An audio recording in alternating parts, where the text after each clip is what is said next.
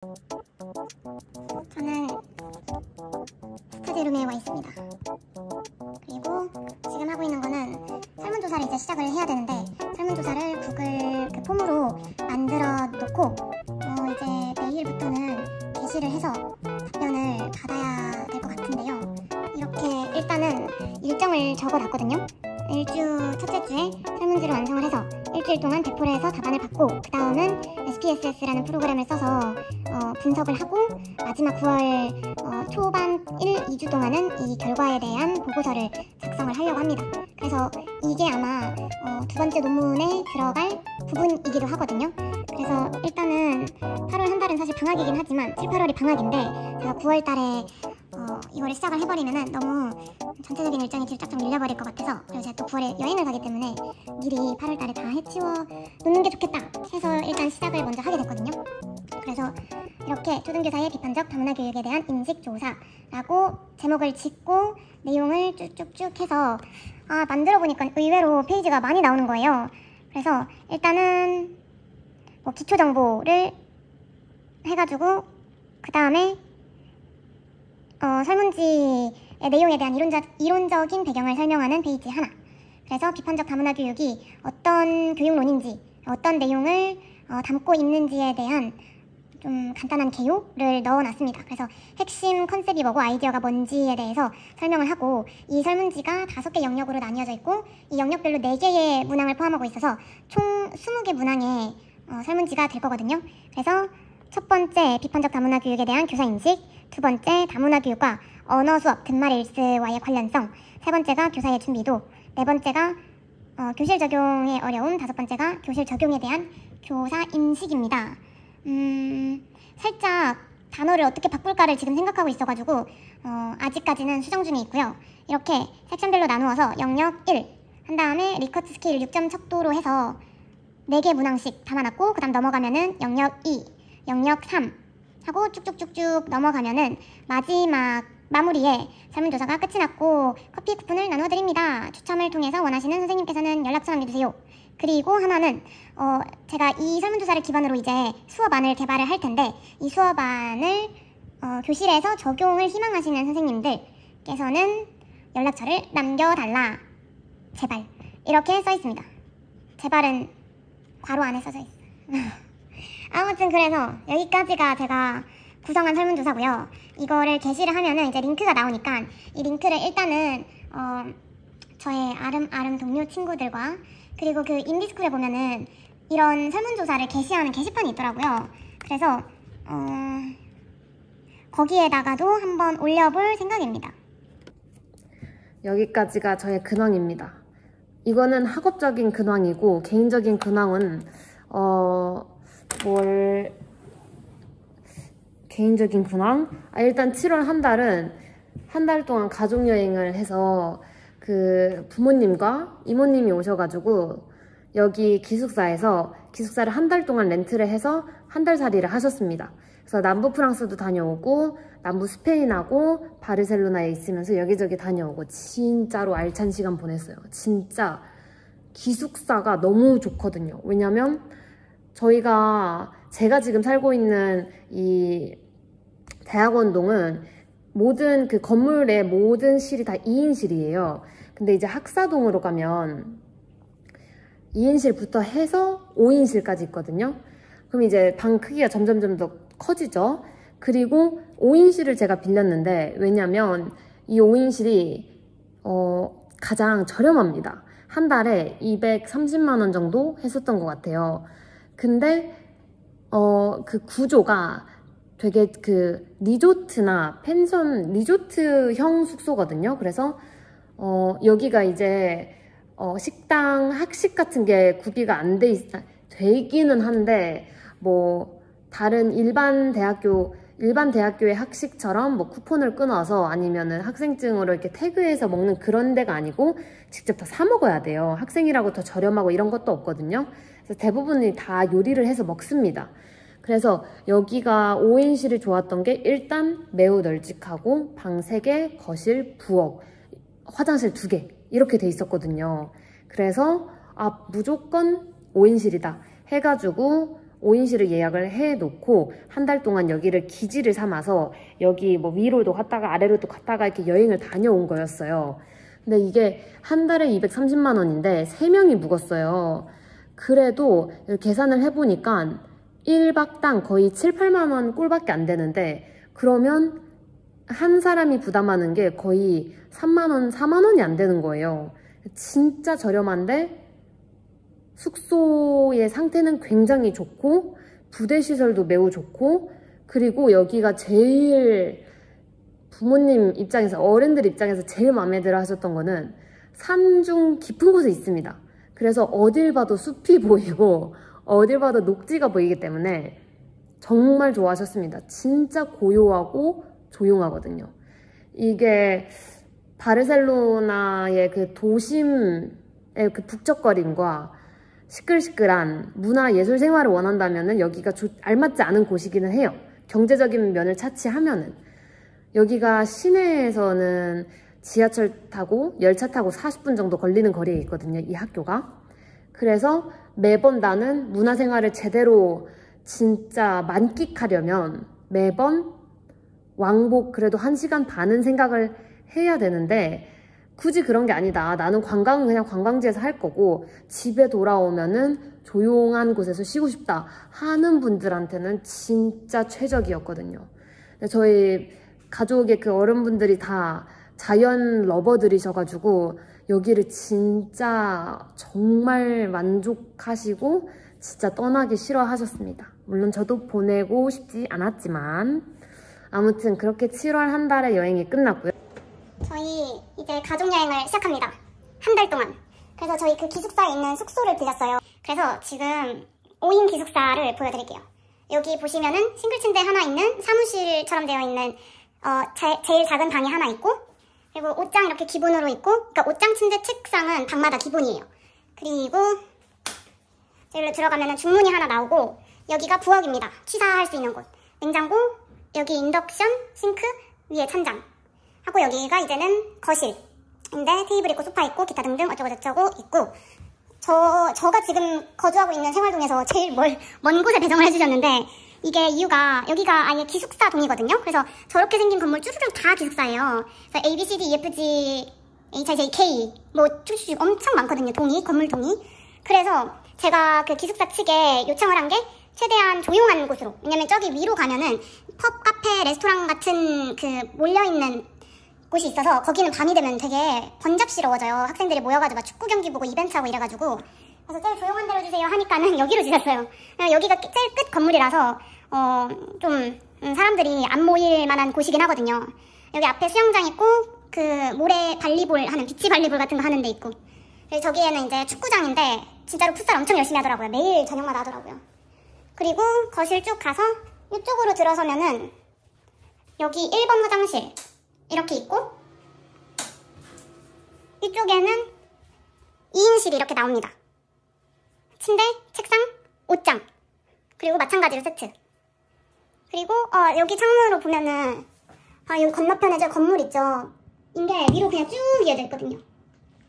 그리고 복도 쭉 건너가면은 여기 화장실 넘버 2.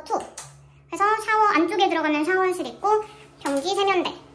그리고 여기가 마지막 방이고, 여기가 제일 넓은 것 같은데, 느낌상. 비슷한가? 뭔가 느낌적으로 제일 넓은 것 같아요. 똑같이 침대, 책상, 옷장 마찬가지 세트. 그래서 2인, 2인, 1인 해가지고 5인이 묵을 수 있는 구조예요. 그래가지고 네 빌렸습니다. 한 달. 저희 부모님 2분, 이모 1분 해서 3분이 묵으실 거라 가지고 일단 5인실로 이렇게 널널하게 쓰시라고 잡았어요. 덥다.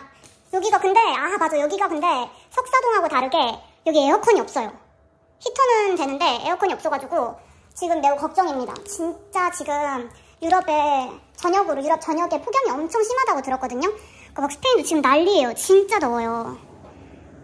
그래가지고 뒤늦게 좀 석사동은 2인실이긴 한데 에어컨하고 일주일마다 청소를 해주시거든요. 청소 서비스가 포함이 되어 있거든요. 그래서 좀 임박하게 물어봤어요. 혹시 석사동에 그 방 2개를 할 수 있냐고, 바꿀 수 있냐고. 근데 방이 남은 게 없다 그래가지고 어쩔 수 없다 하긴 했는데, 아, 빨리 이번 주말에 비가 온다니까 비가 와서 날씨가 좀 누그러졌으면 좋겠어요. 엄청 더워요, 진짜.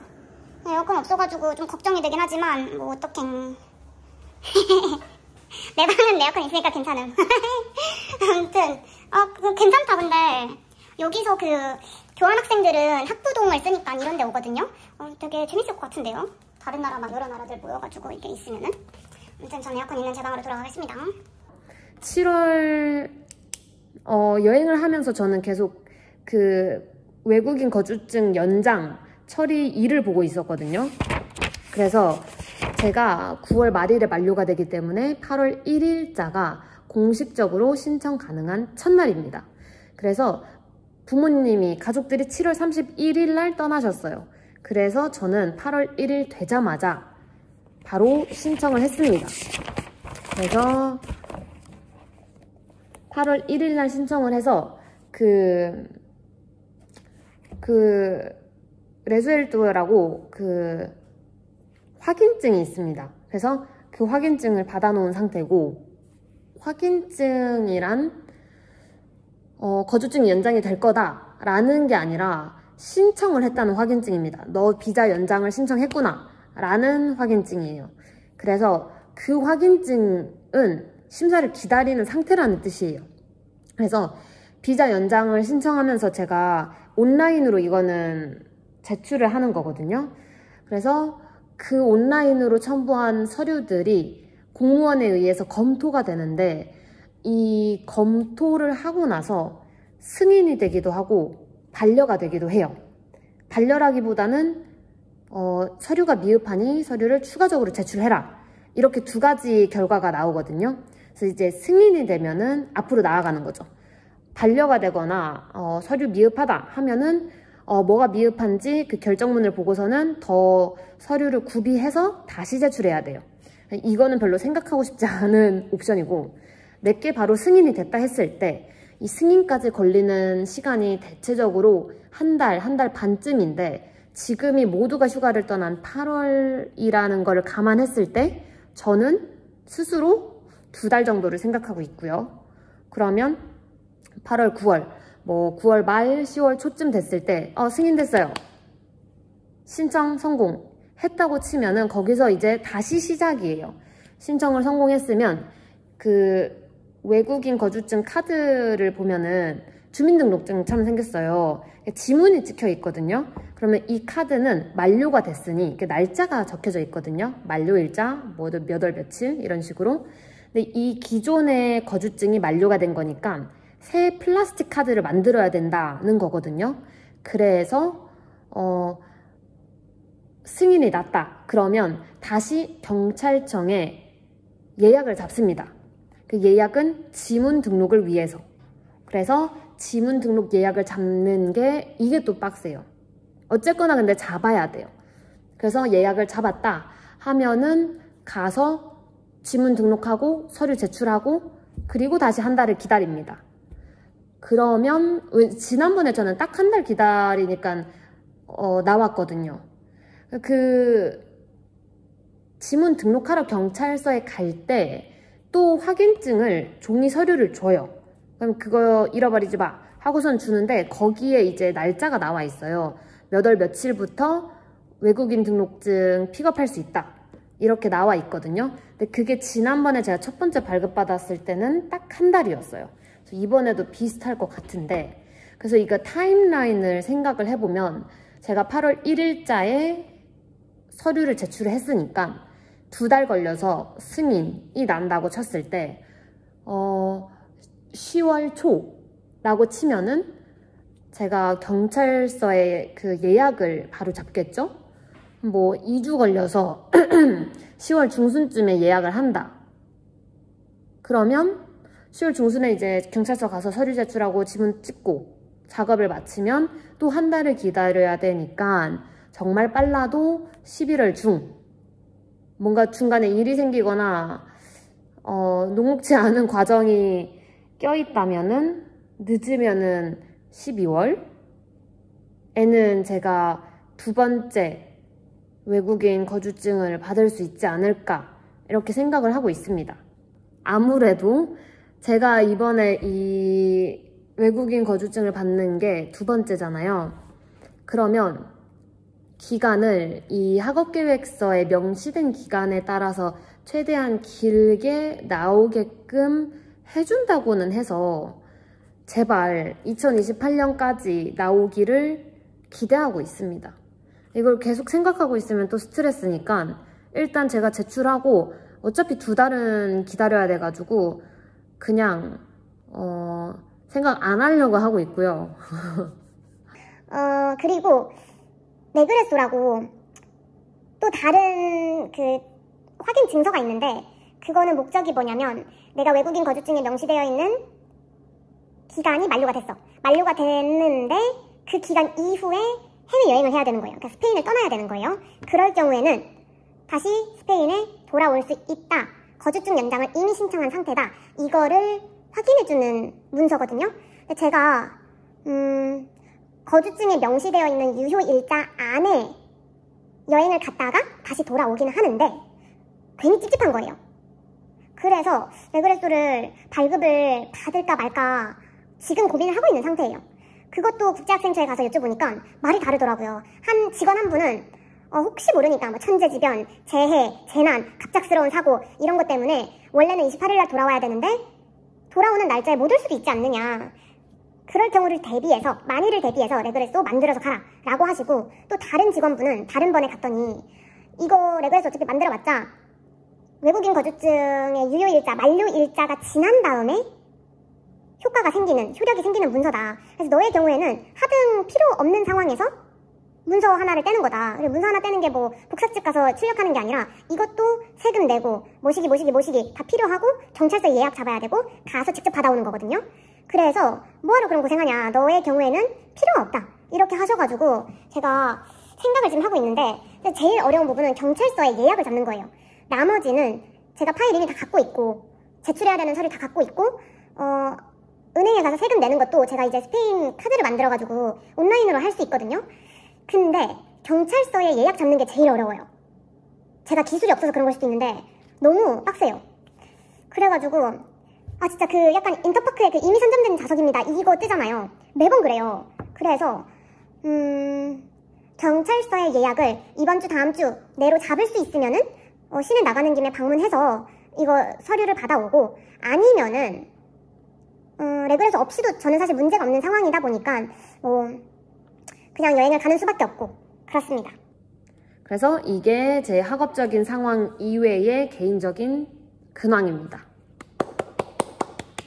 박수. 8월이라서 저는 7월 한 달을 진짜 기깔나게 놀았기 때문에 8월에는 계속 일을 해야 돼요. 일을 계속 할 계획을 갖고 있습니다. 계속 일을 해야 돼요. 9월에 놀기 위해서는 지금 일을 해야 합니다. 그럼 이만.